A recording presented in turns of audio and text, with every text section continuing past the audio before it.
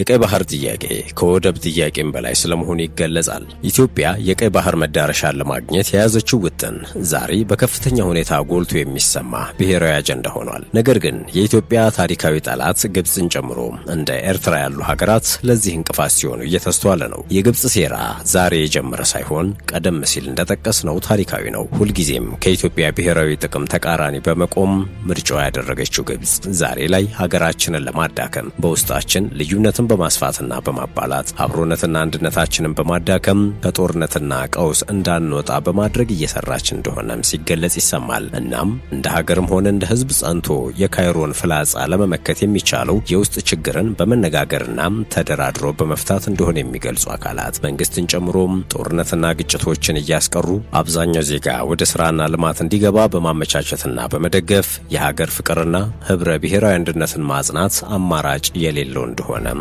መፍትሄውን ይናገራሉ። ሰላም እንዴት አላችሁ? የሸገር ታይምስ ቤተሰቦች፣ በዚህ ጥንቅራችን ብሔራዊ ጥቅምን በማስቀደም አንድነትን ለማጽናት አሁን እንደ ሀገር ካለው ወቅታዊ ቀውስ አንጻር እንደ ዜጋ ሊወሰዱ የሚገቡ ተግባራትንና የምንጊዜም የኢትዮጵያ ጠላት የሆነችው ግብፅ በሶማሊያ፣ ጅቡቲና ኤርትራን በመሳሰሉ ሀገራት በኩል ኢትዮጵያን ለማዳከምና ህልውናዋን ለመፈታተን የምታደርገውን ጥረት እንዴት ማክሸፍ እንደሚቻል ከታሪካዊም የፖለቲካ ሴራዋ ጋር እያመሳከርን እንመለከታለን። አብራችሁን ቆዩም።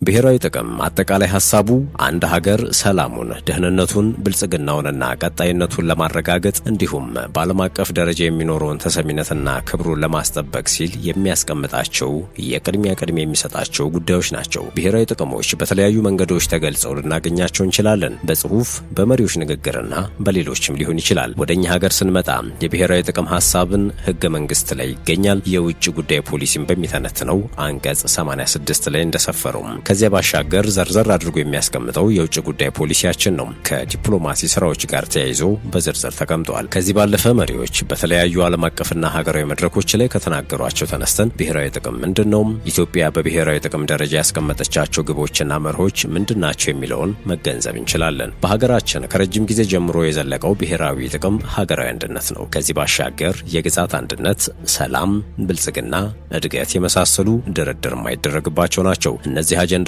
መንግስትንና ህዝብን አንድ የሚያደርጉ ናቸው። ምክንያቱም እነዚህ ዋና ዋና ጉዳዮች አንዱን ጠቅመው ሌላውን የሚጎዱ ሳይሆኑ ከተሳኩ ሁሉንም የሚጠቅሙ፣ ካልተሳኩ ግን ሁሉንም የሚጎዱ ናቸው። እነዚህ ብሔራዊ ጥቅሞች ከዚህ ቀደም የነበሩ መንግስታትና ትውልዶች ዋጋ የከፈሉባቸው ናቸው። የአሁኑ ትውልድ እነዚህን ብሔራዊ ጥቅሞችን ሊያስጠብቅ እንደሚገባም በተደጋጋሚ ይነገራል። ከእጃችን በታሪክ አጋጣሚ የወጡና የሚያስቆጩ ብሔራዊ ጥቅሞችም አሉና በታሪክ ከእጃችን ከወጡ ብሔራዊ ጥቅሞች መካከል ከቀይ ባህር መገለላችን አንዱ ነው። ቀይ ባህር የኢትዮጵያ የረጅም ጊዜ የንግድ መስመሮች ባለቤትና ዘዋሪ፣ በቀጠናው ተጽዕኖ መፍጠር የምትችል ሀያል ሀገር እንድትሆን ያደረገ የታሪካችን መሰረት፣ የገቢና የብልጽግናችን ምንጭ የነበረ ነው። ቀይ ባህር ሀገራችን በታሪክ ያስመዘገበቻቸው የሀያልነት እውነቶች ካስማ ነው። ባህሩ መለያችን ነበር። እንዲሁም አብዛኞቹ የአፍሪካ ሀገራት መከፋፈልና የይዞታ መገንጠልን ያስተናገዱት በቅኝ ገዥ ተይዘው ነበረ።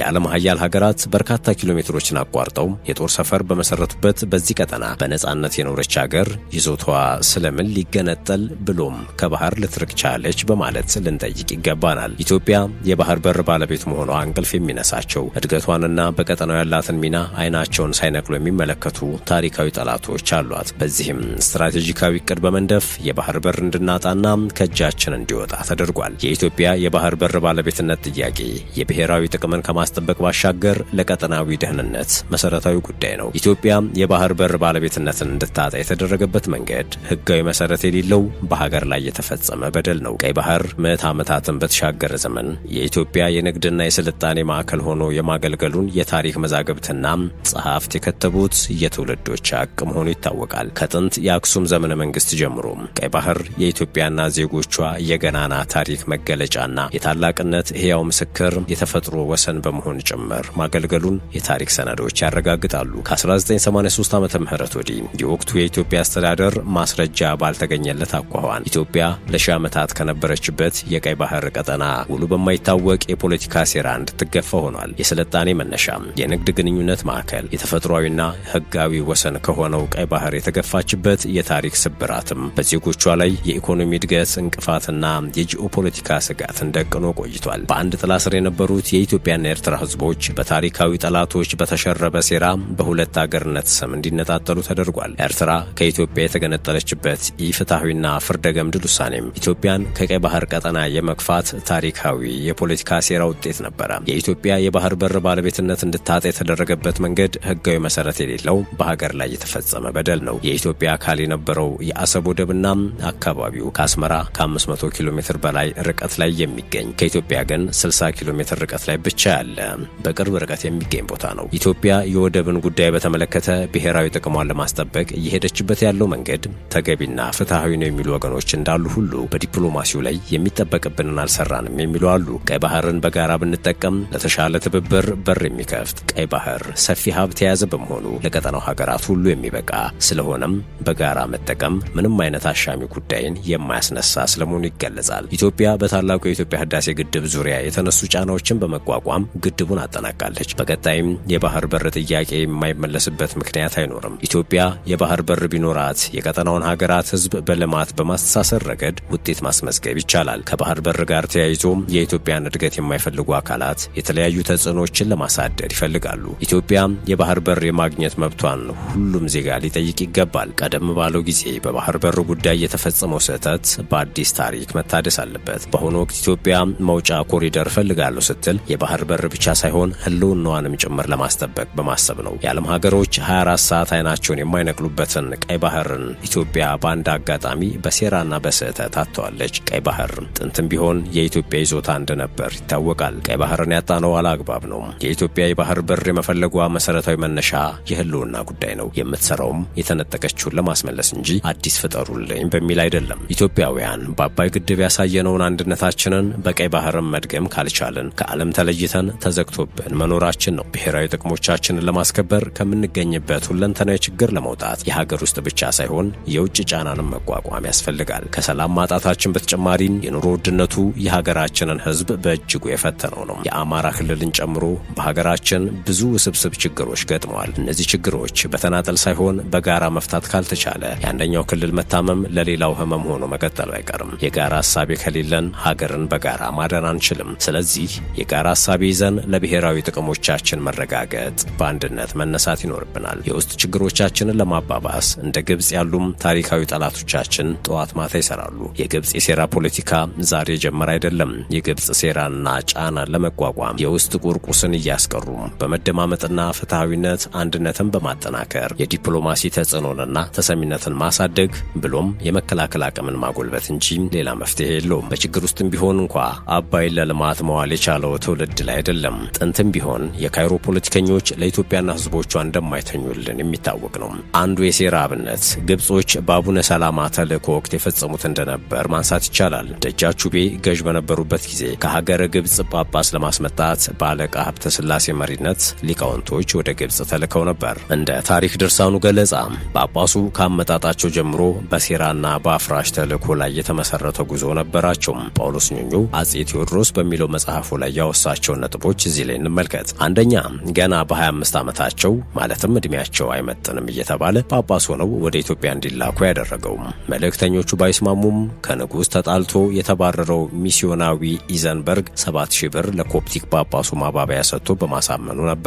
ሁለተኛ፣ አቡነ ሰላማ ወደ ሀገር ገብተው ገና ከውቤ ሳይተዋወቁ አስመራ ሲደርሱ አሊን ያልወጋ ውግውዝ ነው ብለው በመገዘት በነገስታቱና ደጋፊዎቻቸው መካከል ቅራኔን ለማባባስ ያው አሁን ላይ ሲታይ የሃይማኖት ጦርነት ለመለኮስ ማለት ነው ያንን ጥረት አድርገዋል። ሶስተኛ፣ ከጎንደር ካህናት ጋር ባለመግባባት ከአንዱ አገር ገዥ ወደ ሌላኛው ነገር በማቋጨሩ ወይም የተረጋጋ አገር መንግስት እንዳይኖርም ሴራ በመጎንጎን ህዝቡን በጦርነት እንዲተላለቅ ካህናቱም እንዲህ እንዲገጥሙባቸው አስገድደው ነበር። ግድግዳው ቤታችሁ ያው ይሻላችኋል፣ ካቡን አትጠጉ ይናድባችኋል፣ መናዱ እንኳን ቢቆይ ከዚህ እርጉዝ ካብም አይታጡምና ዳሞትራና ባብ እንዲሉም። አራተኛው፣ በሆላ የአጼ ቴዎድሮስ ኃይል ሲያመዝን ወደ አንተ ልግባ ትቀበለኛለህን ሾምኩህና ቀብቻ ነክሰሃለሁ ብለው ቢገቡም የክህነት ስርዓቱን በመሸርሸር ንጉሱን ከካህናቱ አቃርነዋል። በተጨማሪም በ1850 ላይ የግብፁ ጳጳስ አቡነ ቄርሎስ ወደ ኢትዮጵያ በመጡ ጊዜ ንጉሱን ሳያስፈቅዱ ወደ ግብፅ መሪ ሰራተኛ እንዲልክ ደብዳቤ በድብቅ ጽፈው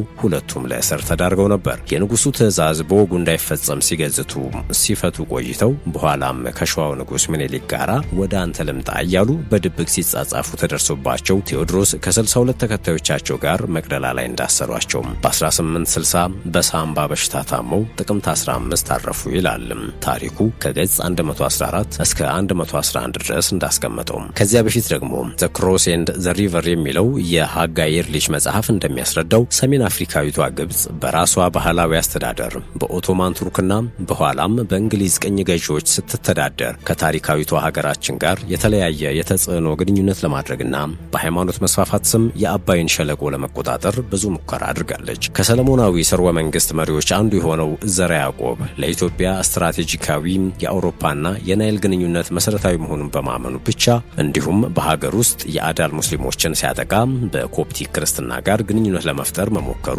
ከወዲህኛው ወገን የሚነሳ ታሪክ ነው። የሮማ ቤተክርስቲያንና ኮንስታንቲኖፖል አዲሱን የኦቶማን እስልምና ማስፈራሪያ ለመቋቋም ህብረት ሲፈጥሩ ዘርዓ ያዕቆብ እንዲሁም የልዑካን ቡድኑ ከኢየሩሳሌም ወደ ፍሎሬንስ ዘልቀውም ነበር። በዚህ ጊዜ ነው የኢትዮጵያ ገዳም በኢየሩሳሌም የተገነባውና ከግብፅ ኮፕቲክ ቤተክርስቲያን ለመጀመሪያ ጊዜ ተጨማሪ ጳጳስ የተገኘው ይላል መረጃው። ከረጅም ጊዜ ከተፈጥሮ ሀብት አጠቃቀም ጀርባ በሚካሄድ የሃይማኖትና የግዛት ማስፋፋት ሽኩቻ በኋላ ግብፅ ኢትዮጵያ ለግብፅ ያላትን ፋይዳ በመገንዘብ በ19ኛው ክፍለ ዘመን አዲስ ስትራቴጂ የነደፈው መሪ ግን መሐመድ አሊ ነበር። ይህ ሰው በዘመናዊ የግብፅ አስተዳደር የሚታወቀው አገዛዙን ከኦቶማን ቱርክ ሰዎች አጽድቶ እንደ መስኖና የጥጥ እርሻን ከማስጀመር ባሻገር የላይኛው ናይል አማራጭ የሚል እቅድ ነድፎ ናይልን ከምንጩ ለመቆጣጠር በመሞከር ነበር። በዚህም እንደ ሀገራችን አቆጣጠር በ1830 ገደማም ካርቱምን መስርቷል። ይህ ቦታ ነጭ ናይልና ጥቁር ናይል የሚገናኙበት መሆኑ ብቻ ሳይሆን የሱዳን ጥሬ ሀብት፣ የሰው ኃይልና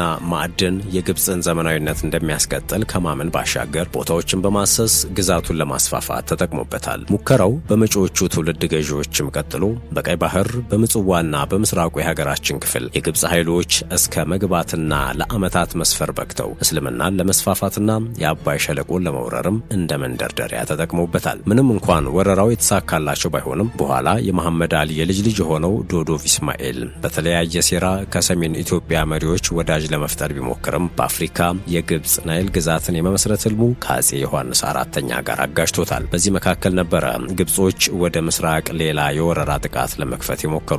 ይኸውም 1875 ላይ ከሐረር የተነሱት 3000 የሚደርሱ በሙዝንቢር የሚመሩ የግብፅ ወታደሮች እስከ ምኒልክ ግዛት ሸዋ ሊያጠቁ ሞክረው በጉዟቸው ላይ በአፋር ተወላጆች ክፉኛ ተወግተው መበታተናቸውም የታሪካችን ደማቁና ፋና ወጊው ክፍል ሆነ። በሁለተኛው ሙከራቸውም ሌላ 3000 ጦር ከምጽዋ ተነስቶ መረብ ተሻግሮ ሲጓዝ በፈረንጆቹ ኖቬምበር 15 እና 16 1875 በራስ አሉላ ጦር ጉንዴት ላይ ብትንትን ወጣ። ይህ ዜና ካይሮ ሲደርስ ኢስማኤል እውነተኛ ውጊያ ለማድረግ ዝግጅቱን ጀመረ። 15000 ጠንካራ ጦር በማዝመት በራቲብ ጋሻ መሪነት በአሜሪካው ቅጥረኛ ወታደር ጄኔራል ሎሪንግ አስተባባሪነት ወደ ኤርትራ ተንቀሳቀሰ። ከማርች 7 እስከ 9 1876 በጉራ ከአጼ ዮሐንስ ጦር ጋር በተካሄደ ውጊያም የግብፅ ጦር ክፉኛ ተንኮታኮተ። በተለያዩ ጥናቶች እንደተረጋገጠውም በእነዚያ ጦርነቶች ግብፅ ከ8500 በላይ ወታደሮቿን አጥታ በኢትዮጵያ አሸናፊነት የወረራ ታሪኳ ተደምድሟል። ይህ ከአያት ቅድመ አያቶቻችን የተወረሰ የአይበገሬነት ታሪካችን ብቻ ሳይሆን በግብፅ ዘመናዊ ፖለቲካ ውስጥ አዲስ አቅጣጫ እንዲያመትሩ ያስገደደ ሀቅ ነው። ዛሬ የቆምንበት መሰረት የተገነባውም በዚህ አለት ላይ መሆኑን መሳት የዚህ ትውልድ ውድቀት እንዳይሆን መጠንቀቅ ያስፈልጋል። ምክንያቱም ዛሬ ሀገራችንን ማዳከም የሚለው የግብፅ ትውልድ በውስጣችን ልዩነቶችን ማስፋትና በማባላት አብሮነትና አንድነታችንን በማዳከም ከጦርነት ቀውስ እንዳንወጣ በማድረግ ነው። እናም እንደ ሀገርም ሆነ ሕዝብ ጸንቶ የካይሮን ፍላጻ ለመመከት የሚቻለው የውስጥ ችግርን በመነጋገርና በመደራደር በመፍታት ነው። ጦርነትና ግጭቶችን እያስቀሩ አብዛኛው ዜጋ ወደ ስራና ልማት እንዲገባ በማመቻቸትና በመደገፍም ጭምር የሀገር ፍቅርና ህብረ ብሔራዊ አንድነትንም በማጽናት ይህን ማድረግ ከተቻለ የግብፅ መሪዎች በሶማሊያም ወረዱ፣ በኤርትራ በሱዳንም መጡ፣ ጅቡቲ ኬንያም ገቡ፣ ደቡብ ሱዳን ወይም ኡጋንዳ ነጎዱ፣ ሩዋንዳ የሚያመጡት የከፋ ተጽዕኖ እንዳይኖር ማድረግ ይቻላል። ዋናው ኢትዮጵያ የቤት ስራዋን መስራቷ ላይ ብቻ ነው።